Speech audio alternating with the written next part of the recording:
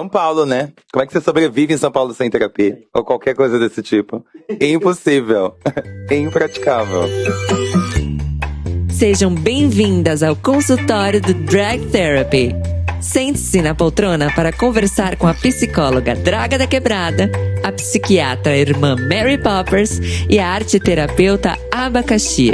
Entre desabafos e reflexões, na próxima hora teremos um dragnóstico.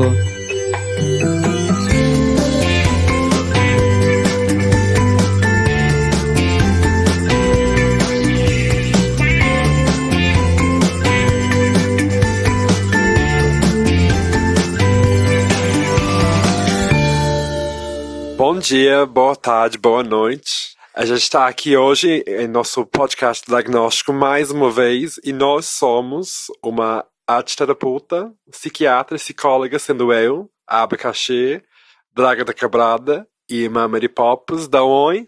Oi! Dá um oi!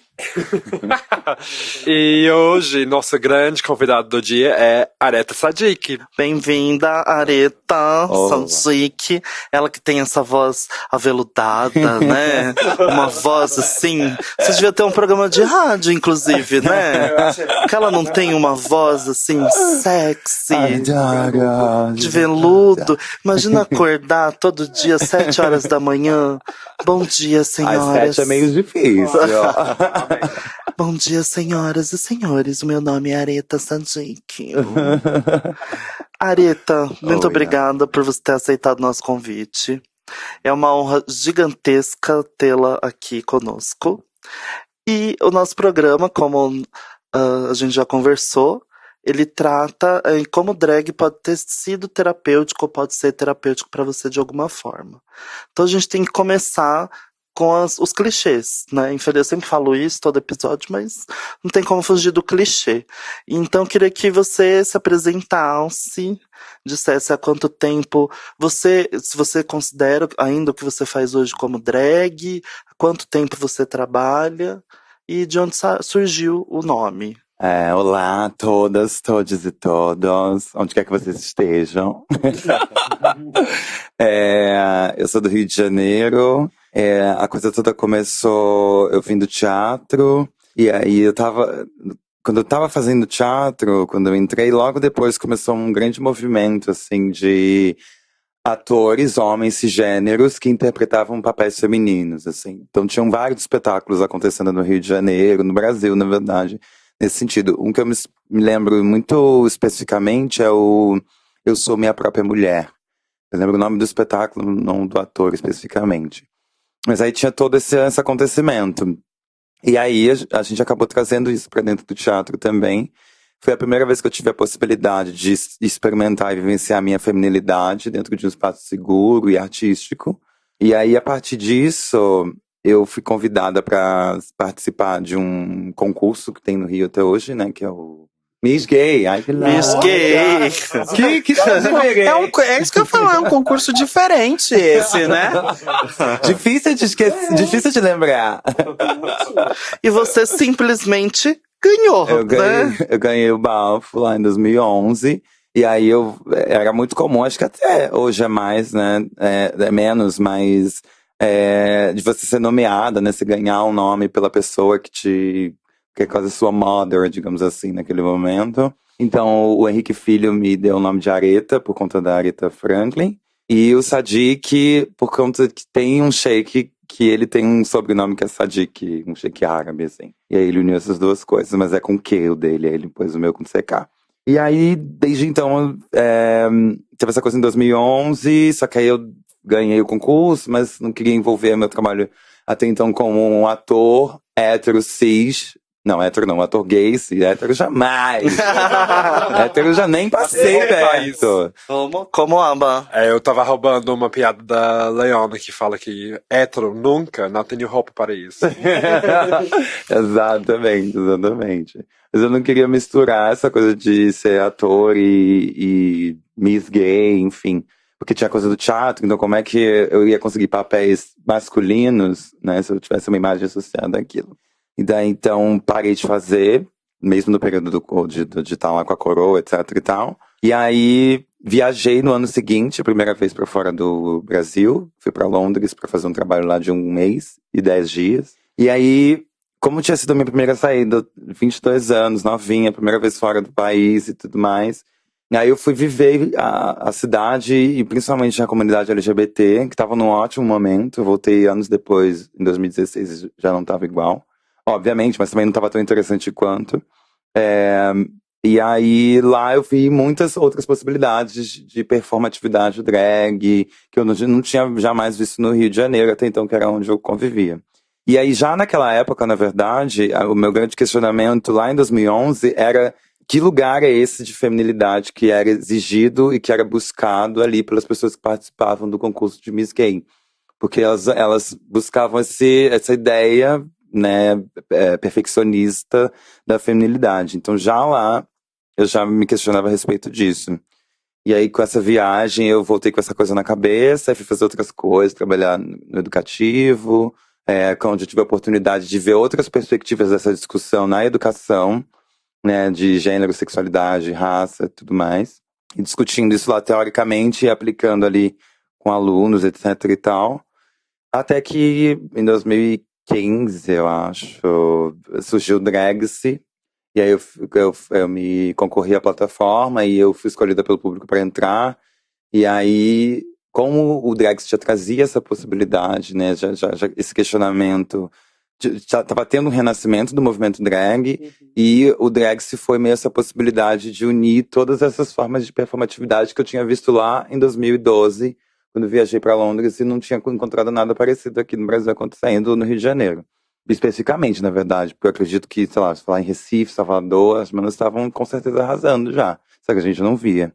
E aí foi meio isso, assim, dessa trajetória, e foi aí que eu voltei a fazer, a performar.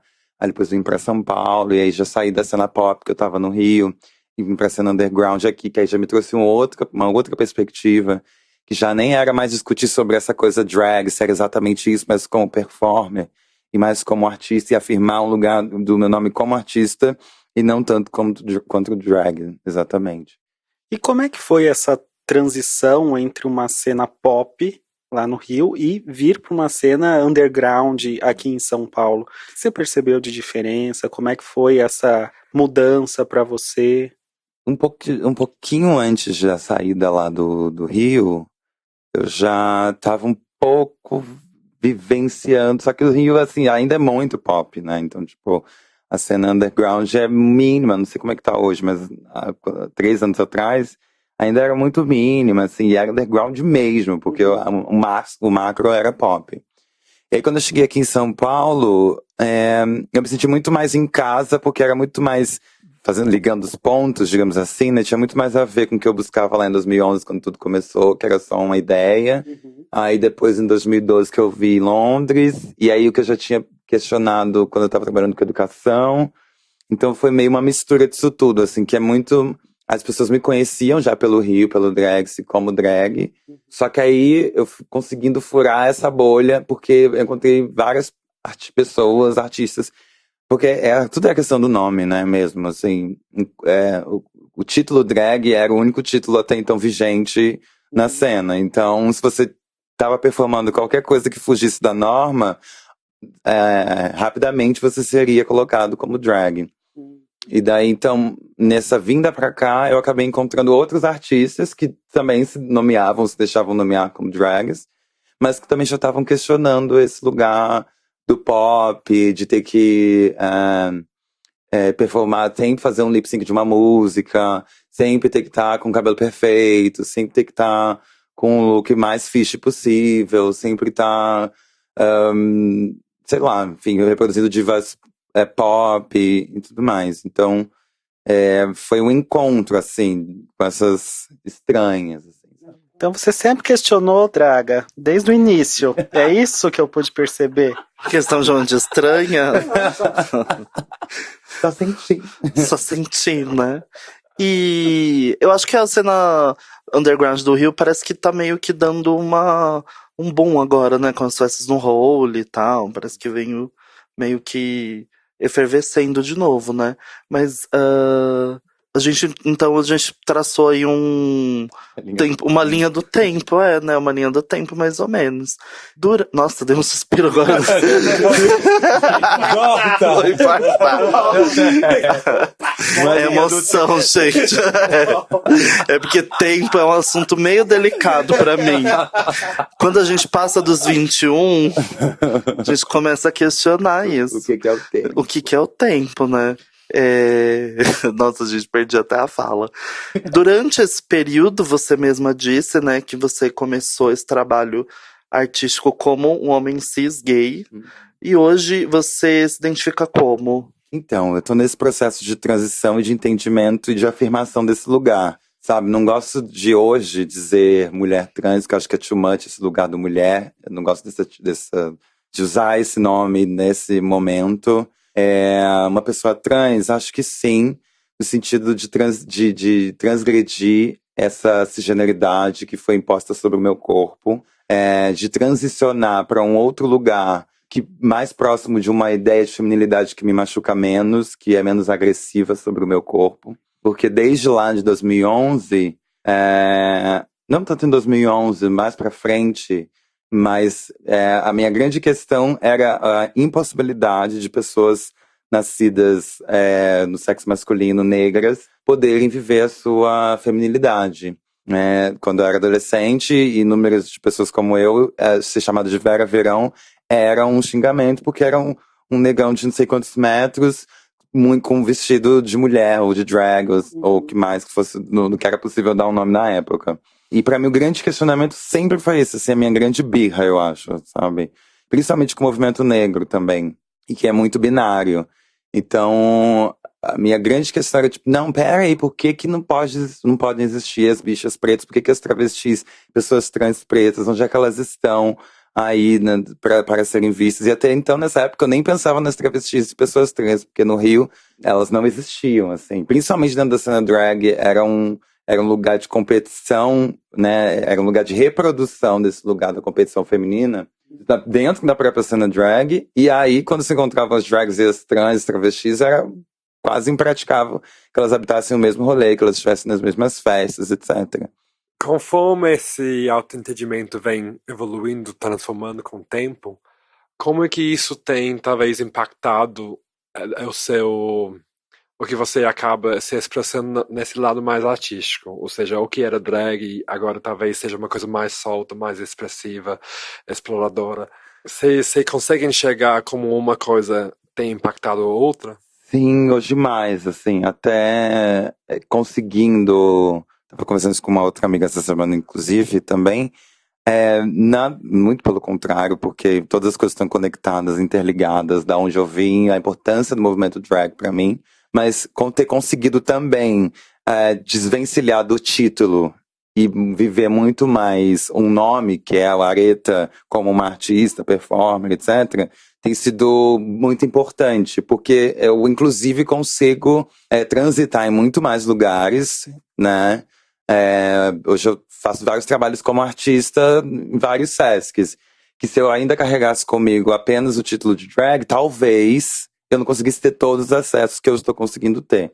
E aí isso impacta na forma da minha produção. O que eu apresento me traz, por exemplo, uma liberdade que porque é foda, né? Os títulos levam a imagens que levam a expectativas das pessoas. Então, se eu vou fazer uma performance no Sesc, drag, Aretha, Sadik, as pessoas elas vão esperar, já vão criar uma imagem e já vão esperar algo de mim que eu muitas vezes não vou apresentar, porque eu tô indo lá numa cabeça como uma artista mais ampla. Ou então eu vou ter, por exemplo, quando eu felizmente hoje em dia eu não sou mais tanto, mas quando eu era convidada mais para fazer as festas muito pop aqui de São Paulo, era um sofrimento para mim, porque eu ficava pensando, gente, mas eu não posso chegar lá e fazer uma música da Grace Jones, que é uma coisa que eu canto, por exemplo. Eu não posso chegar lá e fazer, sei lá, qualquer outra coisa que não seja, de repente, uma Rihanna ou uma Whitney Houston. Então é um sofrimento porque é o que as pessoas de lá esperam que eu vá apresentar. E aí, apesar disso, eu ficava nesse questionamento, mas ao mesmo tempo dizia assim, não, gata, vai lá, você vai achar um meio do caminho disso, pra você também não se ferir enquanto uma pessoa, enquanto artista, só pra agradar as pessoas que estão vendo. Mas essa transição entre esses dois campos que ainda estão muito conectados me permite uma liberdade de um pensamento artístico mais amplo, assim. Criando seu próprio universo, né? Sim. Eu acho que isso faz muito sentido o que você falou, de que a partir do momento que você consegue se desapegar do nome, do campo de drag, e, tipo, levar a pessoa juntos com seu nome, mais do que aquilo, você tem uma liberdade muito maior. Sim. Agora, pensando em performances, eu lembro muito claramente a primeira vez que eu te vi, porque era virada cultural, quando, tipo, eu acabei de começar a me montar pela primeira vez. Eu decidi que eu ia caçar todos os eventos na virada cultural de drag que tinha. Eu fui naquele concurso da virada, principalmente, que a Mina e a Makaila participaram, uma rainha da virada, eu acho. Aí, no dia seguinte, eu fui no CCJ, onde você ganhou. Você ganhou, né? Segundo lugar, que foi. Mas eu lembro porque acho que você foi uma das últimas a performar e assim, você demoliu a concorrência, assim, foi uma coisa assim, muito pesado o nível da sua performance, foi incrível. E isso foi assim, super marcante, porque a questão de você entrou fazendo a fala da Flawless. Sim. E assim, parou a sala, assim, todo mundo ficou assim, só olhando aquilo. Mas enfim, isso foi uma performance maravilhosa que me marcou bastante. Agora, ao longo da sua trajetória e dos vários estilos e espaços que você ocupou com seus performances no teatro, no underground, na cena pop, quais são os performances que você mais lembra de ter, ou de talvez não ter dado tão certo quanto você queria, ou que até hoje são aqueles momentos que você mais, tipo, preza como coisas que realmente deram muito certo?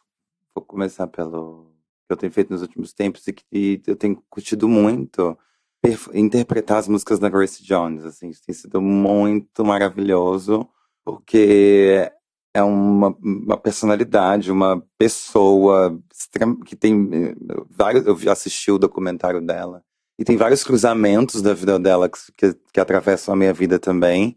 E sempre foi uma super referência lá desde o começo. Eu lembro que, inclusive, uma das primeiras performances que eu fiz no Rio com o Drag-se foi uma música da Grace Jones. E lá atrás eu tava assim, ai meu Deus, eu vou chegar e vou fazer Grace Jones, ninguém vai entender nada, caralho. Mas aí a gente foi lá e fez. E aí, então, alguns anos depois, tá performando, descobrindo a minha voz nesse sentido, pra mim tem sido muito inesquecível a cada vez que eu tenho a possibilidade de fazer.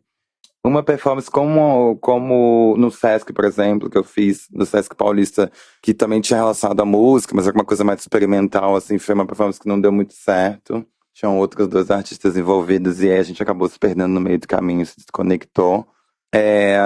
Teve uma performance que eu fiz, que eu pela primeira vez dublei Rihanna no rolê, assim. Foi até aquela performance dela no VMA que ela fazia um pupurri, né, de um medley de umas músicas, e eu peguei um daqueles e fiz. Foi interessante, foi um desafio no sentido de que eu provavelmente não faria aquela música, apesar de eu gostar muito da Rihanna, mas provavelmente eu não faria aquela performance. Mas era uma coisa de... eu acho que as pessoas que estão lá vão curtir, e elas gostam de Rihanna, e eu fiz as músicas mais lentas. Tudo bem também, eu abri mão do meu, sabe, esse, né, o meu trabalho tem que ser exatamente assim. E consegui criar essa ponte, essa conexão, assim. Porque foi numa festa que eu já tinha trabalhado antes, e que eu tinha feito uma performance que era extremamente louca, política, assim, tinha um vídeo, né, sabe? E aí, nessa outra, eu voltei nessa festa, então agora eu vou ser mais fofa. Porque quando eu comecei a performar, era tudo muito agressivo, assim, sabe? Você é de Ares, né? Sou Ariana, né, Bi? Ariana. E a Ariana consegue ser fofa. Consegue. Do meu jeitinho. Durou quanto tempo a performance? Porque aí também, né, se for alguns segundos, eu acho que consegue, né? Consegue. Durante segundos é possível. E você, quer falar? Eu faço. Olhou pra mim por quê? A senhora é linda. Ah, como? A senhora é linda. Você falou agora de levantar questões políticas nas performances, né? Claro que existia político, né? E principalmente quando você é uma performer LGBT, uma pessoa que transcende a norma do gênero, uma pessoa negra, você ocupando os espaços que você ocupa, isso já é uma manifestação política, né? Mas como que você encara isso no seu trabalho? Você provoca intencionalmente, você faz esse movimento de dialogar politicamente com o seu trabalho? Você acha que o seu trabalho dialoga politicamente de alguma forma, naturalmente, assim? Eu acredito que sim, e hoje de um outro viés, assim, né? Quando antes no começo também, por N motivos, eu precisei ser muito agressiva sempre, né? Assim, essa performance da Xuxa, por exemplo, que era dizer assim, cadê as Paquitas Negras? Era quase isso a performance, eu voltava a gritar. Tinha uma outra que eu cortava o cabelo da Barbie, botava fogo no cabelo da Barbie, assim. Adoro! E aí soltava meu cabelo de dreads, entendeu? Então, no começo era tudo muito agressivo, assim, esteticamente chique, mas muito agressivo. E nos últimos tempos pra cá, por mim mesma, por um processo de autocuidado, de cura, de suavização mesmo, por mim, as performances estão mais suaves, não estão menos potentes, mas estão mais suaves.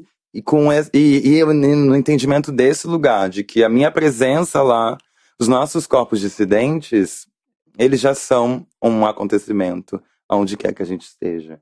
Então, também ter a certeza disso e a clareza disso, pra mim foi bastante importante, assim, pra não ter que ficar gritando o tempo inteiro, sabe? Mas pra entender que da entrada à minha saída, nesse dia, por exemplo, que eu pessoalmente no Sesc Paulista, era a abertura do Sesc. Então, da minha entrada, da minha performance, a minha ida pra casa, foi um acontecimento político ali. Não tinha como não ser. Pensando um pouquinho na nossa proposta aqui, você acha que essas performances, o seu trabalho, ele teve um papel nessa questão do autoconhecimento, da cura, dessa mudança que você percebeu nessa agressividade, talvez que tinha no início e que agora, não que não tenha, mas talvez tenha sido deslocada ou que tem aparecido de uma maneira menos intensa? Sim, o trabalho, a pesquisa, o trabalho, os questionamentos, como drag, onde tudo começou, digamos assim, né? Só saiu de um palco pro outro, na verdade, né? Eles me fizeram entender, inclusive, a importância desse meu processo de transição, durante muito tempo eu questionei se eu queria viver aquela imagem que eu tinha lá no palco, se eu queria ser aquela mulher que estava lá no palco, que era vista por todas as pessoas, que era admirada, etc e tal. Durante muito tempo eu questionei isso para ter certeza de que não era aquele lugar, porque entender exatamente aquele lugar tem uma potencialidade, que é a potencialidade do palco, da luz, da maquiagem, do cabelo, do salto, etc. Mas o quanto daquele lugar ainda ficava em mim quando as luzes apagavam e eu ia pra casa, sabe? O quanto destransicionar depois de um show não era o caso, assim, mais, né? Cada vez menos, assim, tipo, não é mais sobre isso, sabe? Não é sobre é isso, não era mais sobre deixar pra trás um espectro, um avatar e viver outra coisa. E foi engraçado porque durante um tempo, mas aí é porque eu tinha vindo do teatro, hoje pensando sobre isso agora, inclusive. Eu tinha vindo do teatro e não tinha vivência com pessoas trans ou travestis. Muito pelo contrário, no Rio, como eu falei, era assim, travesti era, nossa, a última camada com a qual eu conviveria. A velha história de quem tem medo de travesti. Era real mesmo. Então, com certeza, esses questionamentos e essas possibilidades que a art drag foi me possibilitando me ajudaram a assentar, inclusive, em mim essas questões, essas dúvidas. a forma como eu de fato enxergava o mundo. Eu acho que, na verdade, dentre muitos, temos aqui muitas pessoas das mentes, mas dentre muitos fatores, mas uma coisa que eu penso bastante é a perspectiva da qual você enxerga o mundo. Então, me ver hoje como uma pessoa trans é nesse sentido, assim, de que perspectiva eu enxergo o mundo? Sabe, eu enxergo da perspectiva de que eu tô no palco e aí eu me comporto fazendo a mimesis de uma mulher, do feminino, e aí depois, ufa, nossa, que bom tirar tudo isso e voltar a ser um homem cis, ou não, eu continuo enxergando o mundo a partir dessa perspectiva. Olha. Uma coisa que eu acho interessante, eu não sei, aí eu vou falar da minha experiência, né?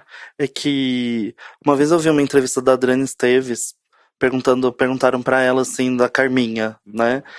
De onde você tirou uma personagem tão ruim, não sei o quê? Ela falou de mim mesma. E aí o repórter meio que, como assim de você mesmo? Fala, de mim mesmo, eu faço com ela tudo que eu não posso fazer com as pessoas. E eu acho que na drag, pra mim, pelo menos, era muito isso. É uma parte nossa que a gente empresta pro personagem, né? Então, eu não gosto nem de falar personagem. A Malona fala uma coisa muito interessante que é a persona. Né? E eu acho que o conceito de persona, pra mim, faz mais sentido. Como você diferencia entre os dois? Personagem, ele tem começo, meio e fim, né? E persona, não. Persona, ela emerge. Ela é uma parte de você que não só permanece, como se constrói na sua narrativa, entendeu? Aí o personagem eu acho que tem um lugar de distanciamento, assim, muito Sim. grande, sabe? Algo que eu boto no guarda-roupa e tiro. E eu acho que Eu ia aproveitar para persona... perguntar para alguém do teatro para explicar pra gente isso, né?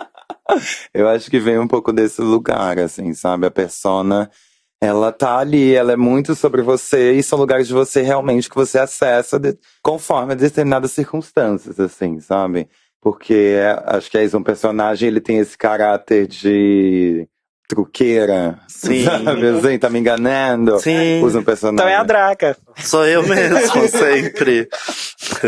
Mas nem você falou algumas coisas, né, interessantes aqui. Eu quero ser aquela mulher que tá ali no palco, assim. E fazendo drag, acho que o meu principal conflito, antes de me entender como pessoa trans, era esse. Porque eu queria ser aquela pessoa que tá ali o tempo inteiro, né? E aí foi todo um trabalho de entender o que é a persona e o que sou eu, né? E fazer o que na verdade tem ali no palco que eu empresto, né? Não é uma coisa diferente de mim. Isso. E o que cabe também na vida pra você levar e o que não, né? O que é característico Sim. daquele lugar do palco. Sim, e é engraçado que fazendo drag, por exemplo, eu particularmente, você falou da questão de ser magra, ser muito alta, né? E eu, além de ser alta, sou gorda, né? Não sei se vocês perceberam, mas eu sou gorda. E eu fazendo drag, eu consegui trazer pra minha vida fora de drag um entendimento melhor sobre o meu corpo que eu não tinha antes, que eu abominava totalmente. E aí, quando eu botava um maiô na draga, quando eu mostrava o meu corpo, eu falo, mas eu também posso trazer isso pra minha vida, e porque aquilo ali é meu. E pensando nessa perspectiva, o que a Aretha drag, a Aretha performer, essa artista que tá ali no palco, sendo admirada, sendo glorificada de pé. Adoro! Amém, igreja. Amém. Amém. Eu ouvi um amém? Amém! O que essa areta tem da areta menina, da areta garota, né? Que o que tá ali, o que tá ali é seu, né? Uhum. E o que disso dessa experimentação do palco, como atriz, como drag, você veio pra sua vida fora dos palcos? Ai, Bi, muitas camadas. Além da questão do entendimento sobre o gênero e tal, né? Ah, mas eu acho que isso foi o mais importante, assim, até hoje, sabe? Porque é um processo, né? Uma longa caminhada, assim, uma longa trajetória. Então, depois de muito tempo acreditando, sendo acreditada também, que só a vivência no palco daria conta de cuidar, resolver todas as coisas que eu precisava resolver. Eu parei também de depositar só no palco e trazer de fato mais pra minha vida as questões que eu precisava resolver. E aí fui pra terapia. Olha, Querida. importante. São Paulo, né? Como é que você sobrevive em São Paulo sem terapia? Sim. Ou qualquer coisa desse tipo. Impossível. Impraticável. Aliás, a gente indica a nossa terapia da Mary Poppins para quem estiver interessada. Mary Poppers faz o exorcismo e eu trago o baldinho pra pessoa vomitar. Quem precisar, né? A nossa terapia é de confronto, entendeu? É muito tapa, beliscão, que mais? A gente, espelho, tem bastante espelho. Aí fica feio o negócio. É, porque o espelho é quando a pessoa se depara com a própria mediocridade. Entendeu? E aí que o negócio fica bom. Que aí chora. Aí veio o vômito. Imagina os conselhos. Choro. Só queremos dizer aos conselhos de psicologia e medicina que são personagens que nós estamos encenando, né? Isso não condiz com a nossa prática profissional. Né? Desde já agradecemos. Pela compreensão.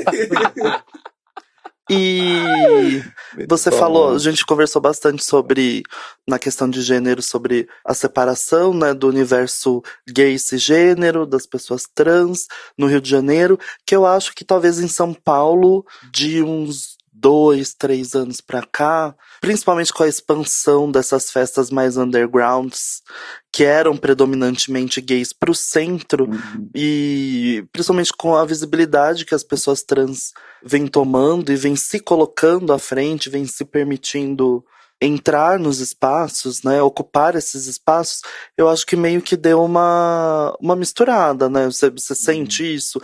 Você sente hoje essa cena underground paulistana que ela tem uma... Eu não tô falando dos espaços popzinhos, tá? Das boates, dos boys sem camisa. Isso. Não precisa dar muito detalhe, não. E... De patrocínio. Não pode criticar a boate? Como assim, gente? Só não dê nomes. Mas tem várias assim. Campo Limpo tem uma. Mogi. Ali na Jacupêssego tem também. Banana doce, adoro. A cerveja 80 centavos. Banana doce, inclusive, nos patrocine. E você sente isso quando você veio pra São Paulo? O quê? O quê? Olha, eu vou voltar então. Eu vou fazer um resumo. Entre outras coisas, além de denegrir a imagem de várias instituições seríssimas da nossa cidade, ela perguntou se você percebe que de um tempo pra cá, com a migração das festas gays para o centro da cidade, um ambiente em que as pessoas trans também começaram a frequentar, se você percebeu essa mudança na representatividade e na presença das pessoas trans na noite paulistana. Viu? Só um adendo que não é denegrir, é embranquecer. Entendeu? Porque embranquecer é que é ruim. É verdade. Sim, acho super que aconteceu esse movimento, né? E muito. Você vai assistir Paris is Burning, por exemplo, assim como Pose, você vai ver duas coisas, né? Primeiro, tem uma frase da... Eu esqueci o nome dela agora, mas uma ativista negra que ela diz, né? Quando as mulheres negras se movem, todas as mulheres se movem. E aí tem esse lugar da mulheridade, do feminino negro, na importância de abertura de espaços na sociedade, mesmo de rompimento, tá lá à frente. E das pessoas trans, das mulheres trans, principalmente das travestis. E a gente, em Pose, tanto em Pose quanto em Paris is Burning, na comunidade Vogue, a importância das mulheres trans e das travestis foi extrema para manter o movimento acontecendo como resistência, para que ele não morresse. E eu percebo muito esse movimento acontecendo aqui em São Paulo, a partir do momento em que você vê a potência da feminilidade rompendo esse espaço, aí começa com a arte drag, E aí, na sequência, vem as pessoas trans, principalmente as mulheres trans e as travestis, rompendo um outro caminho, arrombando, digamos assim, ainda mais esse caminho de entrada para a comunidade LGBT poder passar de uma forma mais. Enfim, poder passar. De que forma não vai ser, não sei. Mas poder passar. Então, eu observo e vivencio, né, na verdade, essa possibilidade de mescla, quando você pensa que a gente tem uma parada que ainda é bem de GG, essa possibilidade de transição, de vivência entre vários corpos, várias identidades, várias performatividades nas festas, principalmente undergrounds, onde pode acontecer de uma forma mais fluida, não sei, mas acontece, pelo menos muito mais do que em outros lugares que ainda são bem GGG. Eu sou GGG, grande, gostosa e galinha. Olha que maravilha. E dentro de todo esse seu trabalho, a gente não pode deixar de tocar numa questão que é o racismo, né? Como que você lida com o racismo hoje? Você já disse que antes do seu trabalho ele tinha uma postura mais agressiva, né? Hoje você tá numa onda mais serena, mas ocupar os espaços que você ocupa já é um ato político, né? Mas como que essas questões te tocam e como que você lida com isso? Simples hoje até, né? No sentido de que eu parei de me responsabilizar por ele, sabe? No sentido de que não são as pessoas negras que necessariamente precisam desconstruir o racismo, são as pessoas brancas da sociedade que precisam entender que elas que reproduzem isso, porque afinal de contas elas que criaram esse título e esse nome fizeram com que isso existisse. E por uma questão de saúde emocional, mental, física, eu aprendi a lidar nessas questões raciais dessa maneira, sabe?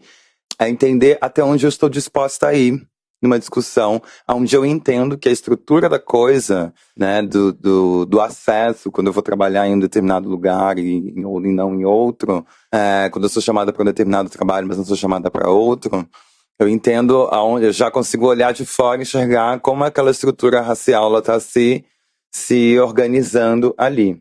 Então isso poupa a minha frustração, isso poupa a minha autocobrança de achar que eu não sou boa o suficiente para acessar determinado lugar. Então quando você começa a entender a estrutura da coisa, isso facilita muito a sua cabeça, né? E esse lugar do autocuidado, que é algo que eu tenho discutido muito com as manas do rolê, né, de entender que fervo também é luta, mas até onde esse fervo é luta e até onde esse fervo é uma luta para um escapismo, na verdade, da realidade, de encarar a realidade. E daí, então, eu tenho conseguido olhar para isso com menos responsabilidade, no sentido, olhar para o racismo com menos responsabilidade de eu tenho que toda vez entrar em embate para resolver, mas que na verdade, é o que a J. Mombassa vai dizer, que é a redistribuição da violência, né? Eu vou devolver para você essa violência e você que vai resolver a partir daí. Não sou eu que vou resolver as violências que o meu corpo atravessa e ainda as violências do seu corpo. E ainda fazer você entender as violências que o seu corpo pode me causar. Então, eu acho que é exatamente passar a bola adiante e dizer assim para as pessoas, olha, comecem a refletir a partir dos lugares onde vocês estão, porque nós daqui já estamos refletindo bastante. Então, isso diminui o peso e me permite respirar, e, enfim, me manter viva, né? Porque senão não vai. E a gente tem conversado com cada pessoa aqui sobre essa questão de você ser uma artista, qualquer artista, não só drag, mas de você ter assumido uma plataforma. Ou seja, sendo artista, você tem o seu espaço de fala e você consegue também entrar em vários espaços. Agora a gente tem redes sociais para você divulgar, tipo, o que você decidir. Então, como você enxerga a interferência da Aretha Sadiq agora no mundo? Ou seja, agora para frente, olhando um pouco mais, tipo, a gente conheceu um pouco mais sobre a sua história até hoje. Olhando agora adiante, quais são os seus objetivos? Qual mensagem que você quer promover, assim, no Brasil e no mundo? Agora tem que ser fala de Miss. I want world peace. A gente nunca tem consciência, de fato, do quanto a gente atinge as pessoas, né? Por exemplo, não sabia que você estava lá exatamente naquele dia, né? E em vários outros momentos eu já fui interpelada por pessoas por coisas que eu estava apresentando e as pessoas lembraram e disseram, nossa, naquele dia, 100 anos atrás, etc. Então, uma das coisas que eu tinha quando eu comecei, que era essa coisa das pessoas negras, nascidas masculinas, poderem performar uma sexualidade, uma identidade de gênero que não fosse exatamente binária e cisgênera, eu acho que é uma coisa que, de alguma forma, o meu trabalho reverberou nisso também, no que está acontecendo, nos campos onde eu tive a possibilidade de acessar. E aí, eu acho que agora, mais do que nunca, é conseguir ampliar ainda mais a minha voz, e aí eu acho que as redes, elas entram nesse sentido, né, da gente conseguir cada vez mais ampliar, atingir, falar, acessar inúmeras outras pessoas. E eu sou budista, e o meu mestre budista, ele é assim, bem pontual, né? E então ele fala sobre que todas as pessoas conectadas a partir da perspectiva budista trabalhem para que até 2030 a gente consiga erradicar as discriminações de gênero na nossa sociedade. Então, isso tem sido um norte para mim. Pensar como eu consigo trabalhar, né, objetivamente para que isso aconteça, e não só numa filosofia budista utópica, onde, enfim, vou lá ficar fazendo mantra e tudo para que a coisa aconteça. Mas aonde eu ajo objetivamente, assim. Então, eu tenho pensado a partir disso. E não como um ponto de chegada 2030, na verdade. É que até lá a gente já tem avançado bastante para que depois a coisa avance mais um tanto. Eu vejo mais a partir dessa perspectiva, assim. Você falou lá no começo que... Terapeuta! Né, a gente vive da memória, né? Mas em 2000 e algo que você trabalhou com educação e também com essa discussão de gênero, de sexualidade e tudo mais. Você percebe alguma diferença naquele período, com as discussões que você tinha naquela época, né? Não é uma época tão remota como a época da draga, né? Mas é uma época, né? E com o que a gente está vivendo agora e com as questões que você também tem levantado agora. Sim, a forma de tratamento, né, acho que principalmente porque na época ainda estava num lugar muito acadêmico, porque eu estava na academia também, e aí tinha a academia e o trabalho com educação ali, então era uma forma quase laboratorial de fazer a coisa acontecer, assim, muito mais experimental e muito mais de pensamento, de construir pensamentos e lógicas, narrativas a respeito, teoricamente.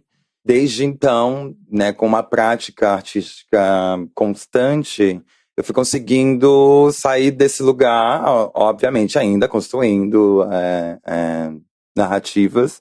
Isso passou a ter uma coisa que a Alice Guelph canta, né? Agora é vida, né? Então agora tem essa potencialidade a mais, assim, né? O que antes era só um experimento, um laboratório, um pensamento.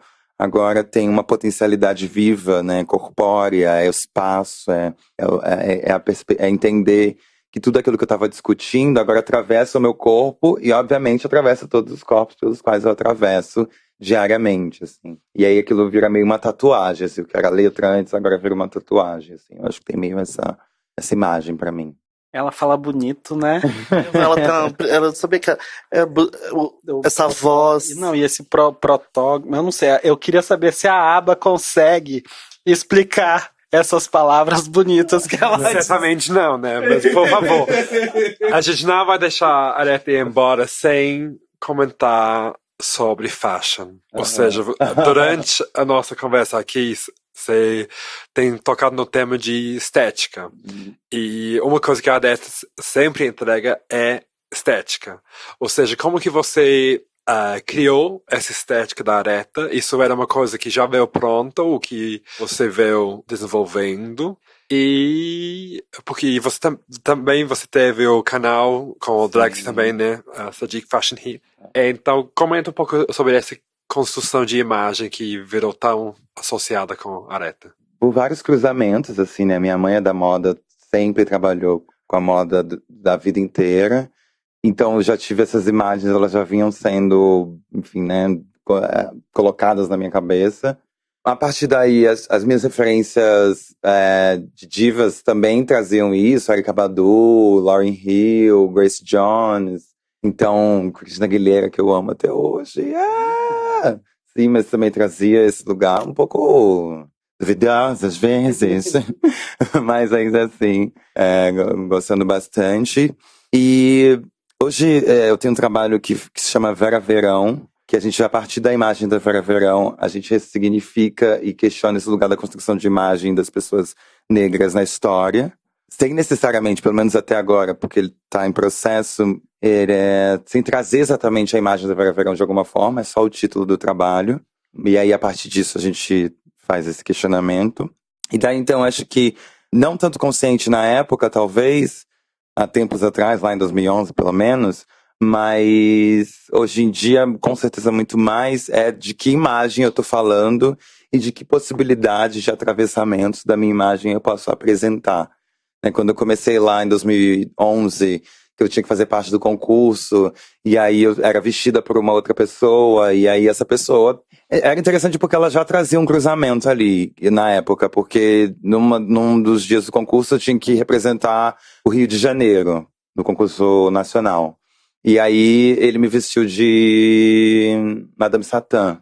E aí com todo o glamour e tudo, porque ele era essa pessoa. Mas já tinha ali um atravessamento dentro de tudo que estava sendo apresentado.